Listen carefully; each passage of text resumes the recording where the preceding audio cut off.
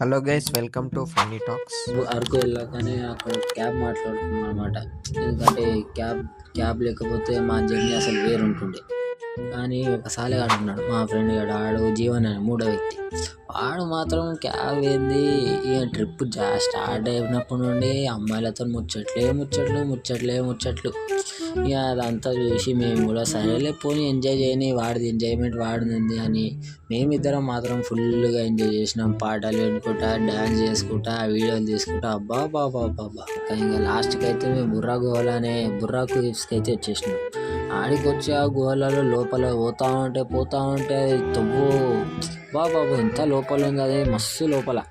ఇక అది అయిపోయిన తర్వాత బయటికి వచ్చి ఆడ ఫోటోలు దిగినాం, వీడియోలు తీసినాం. మళ్ళా ఇక మేము అనేది ఎంజాయ్ చేస్తున్నాం. వాడి పనులలో వాడున్నాడు.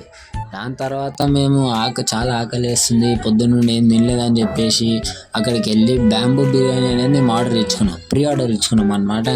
అడిగి అయిపోగానే మొత్తం తిరగడం, బ్యాంబూ బిర్యానీ అని దీనికి వెళ్ళినాం. ఆ బ్యాంబూ బిర్యానీ సేమ్ జస్ట్ ఇంట్లో చేసుకున్నట్టు ఉంది. కిలో 400 600 ఏమో ఉంది. తిన్న తర్వాత కడుపు టైట్ అయిపోయింది. సో ఈరోజుకి ఇదే.